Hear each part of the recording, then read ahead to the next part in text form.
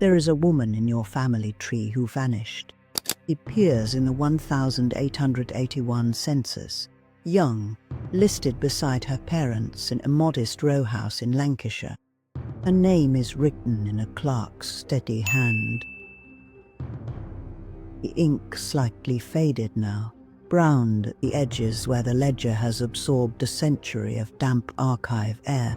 She is 17. She is described as a daughter, unmarried, employed at a cotton mill. Her world, as far as the record tells us, is small and ordinary, a life of loom shuttles and Sunday hymns. Cobblestone streets slick with rain, and the distant sound of church bells marking the hours. And then, by the next census, in 1891, she is gone. Not dead, not married, not emigrated, simply absent. The family carries on without her, as though she had never drawn breath under that roof. Her name never appears in the family Bible again. No gravestone bears her birth date. No letter survives in her hand. For over a century, she exists only as a ghost between two documents, a silence where a life should be. But she did not vanish. She was taken.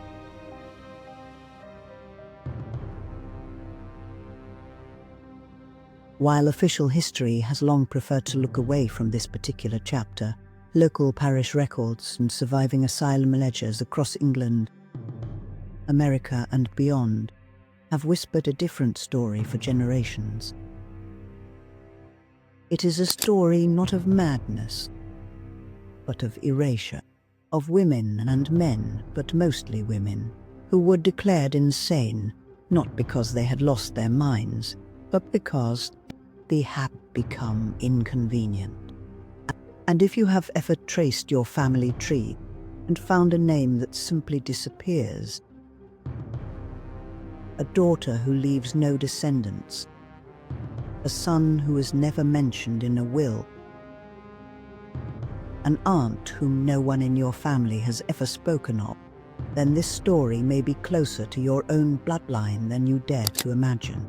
The doors of the asylum were not always opened for the sick. Sometimes they were opened for the unwanted, and once those doors closed, the silence that followed was by design. Let us begin where so many of these stories begin. Not in a hospital, but in a house with secrets. In the drawing rooms of Victorian England and the parlours of Gilded Age America, reputation was currency.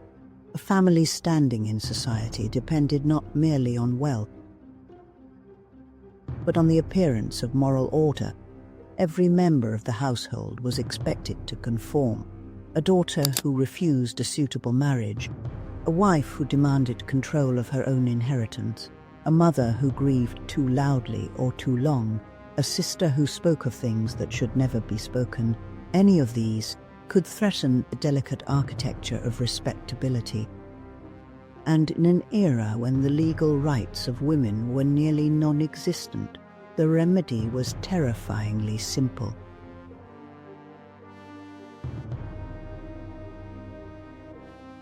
A signature from a husband, a father, or even a brother-in-law, a compliant physician, willing to use words like hysterical, morally insane, or suffering from puerperal mania.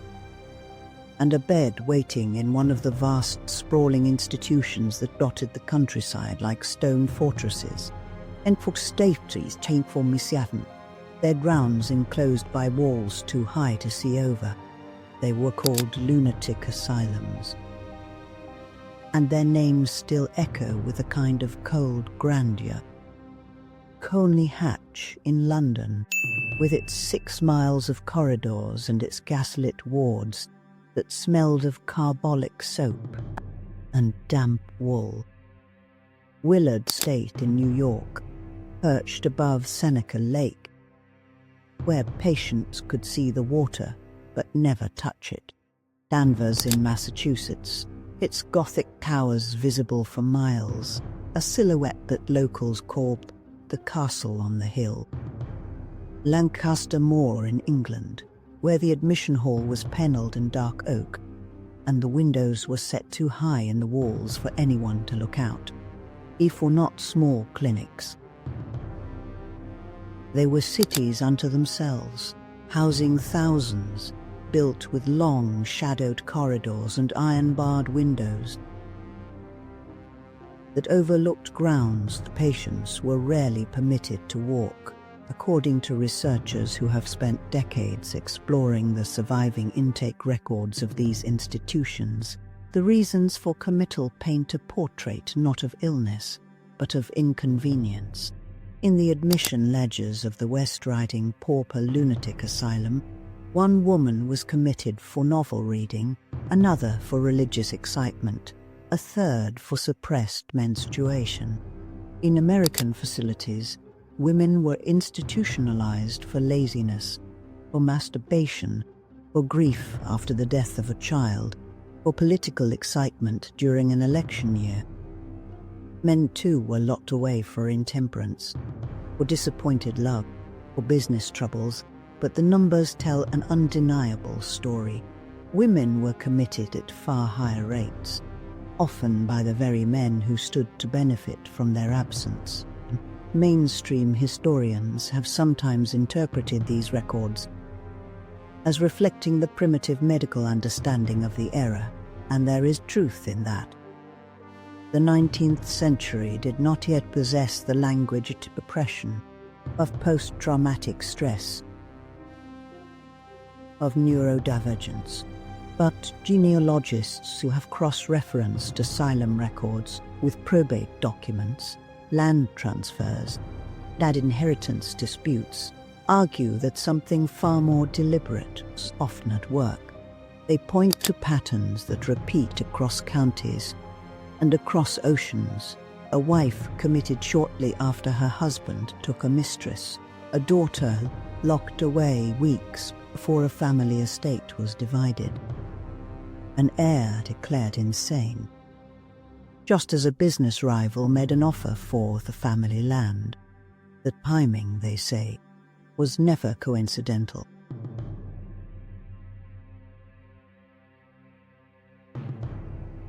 And so the trail of clues begins not with medicine, but with money, with land, with names.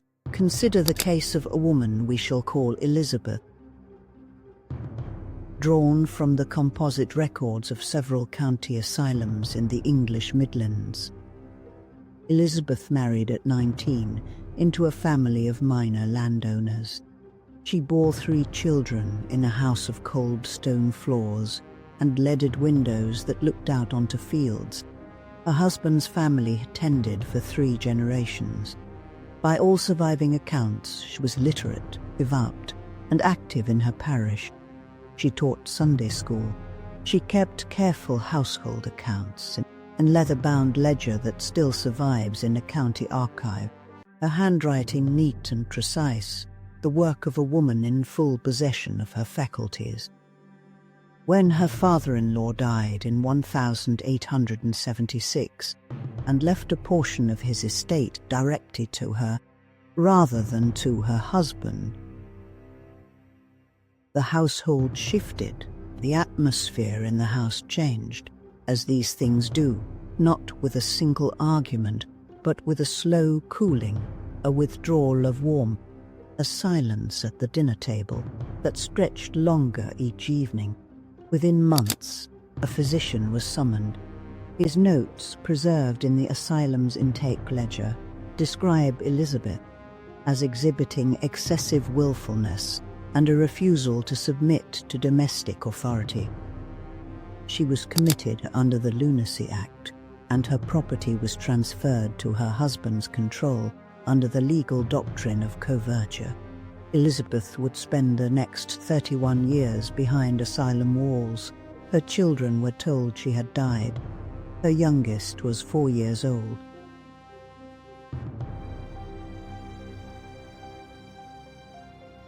This was not an aberration. This was a system.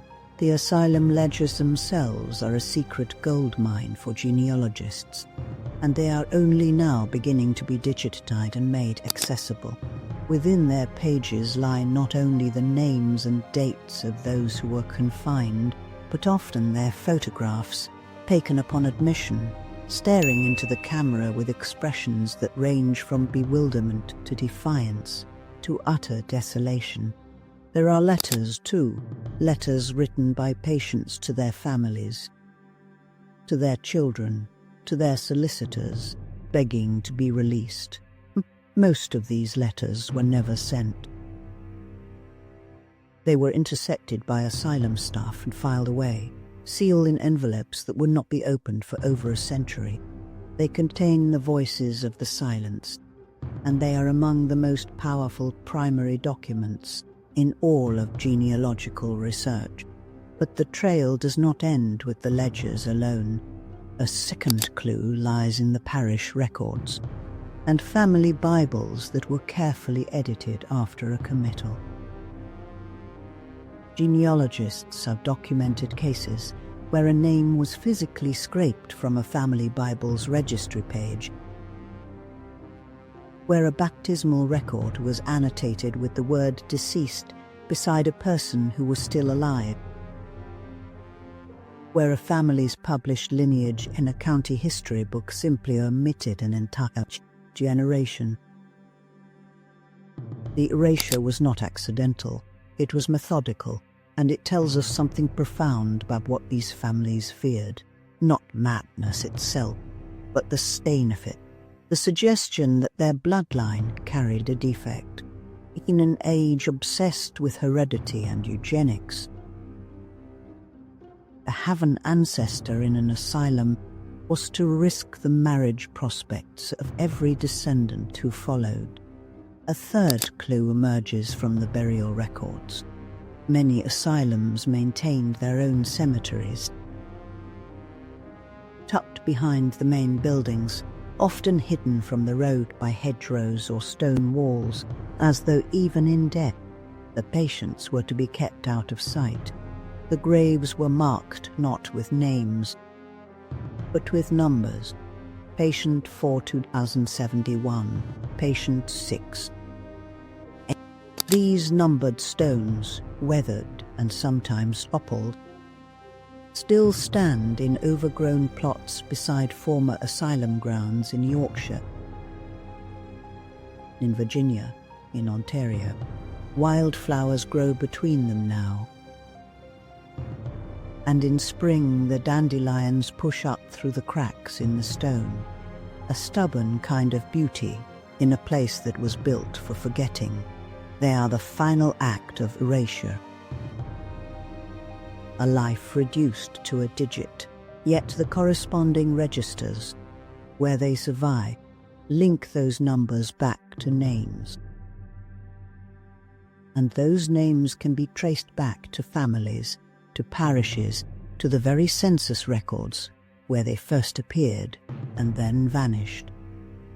While the Church and the state officially sanctioned the asylum system, the humanitarian advance over the jails and poorhouses that preceded it, the local records suggest a pattern of protection, not of the patients, but of the families who put them there.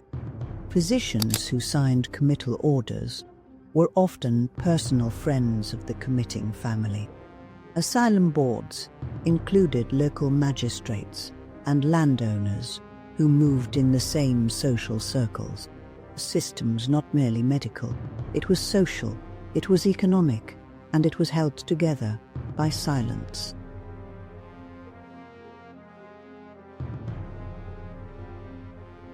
Centuries may seem to separate us from these shadowed corridors, but the evidence is closer than we think. A clue emerged in a surprising place, not in an archive, but in the digital age. As DNA testing became widely available in the early 21st century, genealogists began noticing anomalies. Family trees that had been carefully maintained for generations suddenly revealed missing branches.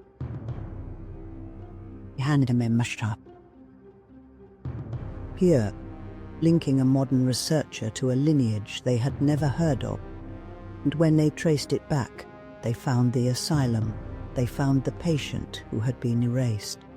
They found the child who had been born inside the institution and quietly adopted out, or raised in a workhouse, or simply never acknowledged. These DNA discoveries have led to quiet revolution in genealogical research. Across online forums and ancestry databases, people are finding the relatives their families tried to forget. They are reading the letters that were never mailed. They are standing before numbered graves and saying a name out loud for the first time in over 100 years. But perhaps the most haunting clue of all lies in what happened after the asylums themselves began to close. Throughout the 20th century, as psychiatric care shifted toward smaller facilities and eventually toward community-based treatment, the great Victorian asylums were abandoned, their windows shattered, their corridors filled with fallen plaster and the slow creep of ivy. Rain came through the roofs and stained the walls of wards where hundreds had once slept in rows of iron beds. Their records were sometimes transferred to county archives, sometimes left in filing cabinets in crumbling buildings, sometimes destroyed by water damage or by deliberate acts of disposal, by institutions eager to close a chapter they would rather not revisit. The ones that survived are now being painstakingly catalogued by archivists and historians who understand that these documents are not merely medical records. They are the last testimony of people who were denied every other form of voice. In one such archive in the north of England, a researcher recently opened a cardboard box that had not been touched since 1953. Inside were 47 envelopes, each containing a letter written by a female patient between 1889 and 1912. None have been posted. One, written in a careful, educated hand, read simply, "Tell my daughter I did not choose to leave her. Tell her I asked for her every day." These words, sealed for over a century, are not relics of madness. They are relics of a system that used the language of medicine to enforce the will of families, of men, of a society that could not tolerate women who did not comply. Whether one views these accounts as isolated tragedies or as evidence of a broader pattern of institutional silencing, the endurance of these stories proves something that no act of erasure could fully accomplish. The truth, it seems, has a bloodline of its own. It passes from record to record, from ledger to letter, from numbered grave to DNA match.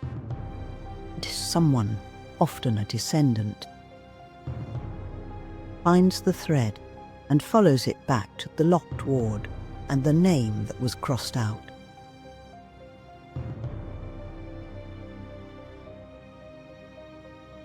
And so we arrive at the present, at you, perhaps, sitting before a screen with a family tree that has an unexplained gap, a great-great-aunt who was never spoken of, a census entry that leads nowhere, a death certificate dated decades after a disappearance that no one in your family ever explained. The asylum records are opening. Slowly, carefully, but they are opening. County archives across England, state repositories in America, provincial collections in Canada and Australia, all are beginning to digitize the intake ledgers. The discharge books, the burial registers, the intercepted letters. For the first time in history, the tools exist to find the people who were hidden, to read their own words, to see their faces in photographs taken on the worst day of their lives. and paste their names back into the family record from which they were so deliberately removed. They died alone, many of them buried under a number, not a name. Their families moved on, built new narratives, closed the chapter. But the records survived, the ledgers survived, the letters survived, the letters survived, and now so does the possibility of remembrance. If these ancient institutional records are to be believed, the implications for our understanding of family history are profound. Thousands, perhaps tens of thousands, of people were not lost to illness, they were lost to convenience. They were sacrificed on the altar of respectability, hidden behind walls so that the family name could remain unblemished. And the silence that followed was so complete, so thorough, that their own descendants never knew they existed, until now. There is a database, growing every year, of asylum census records and intake ledgers. I have left a link in the description below. If your family tree has a gap, if a name disappears between one decade and the next, if there is an ancestor no one will speak of, go and look, search the ledgers, open the sealed letters, find the photograph with the numbered tag, and when you find them, as so many are now finding them, do the one thing that was denied to them in life. Give them their name back, because the bloodline remembers, even when the family chose to forget. And every name restored is a silence, finally, mercifully broken. Every photograph seen by a descendant's eyes is a kind of resurrection. Every letter read aloud, a century after it was sealed, is a promise kept at last. They were not mad. They were not broken. They were silenced. And now, for the first time, the silence is lifting, not with anger, but with something far more powerful and far more enduring: remembrance. The quiet, sacred act of saying a name that was forbidden and letting it echo at last through the branches of a family tree that tried so hard to grow without it. The asylum doors are closed now, but the records are open, and the ancestors who were hidden behind those walls are waiting to be found.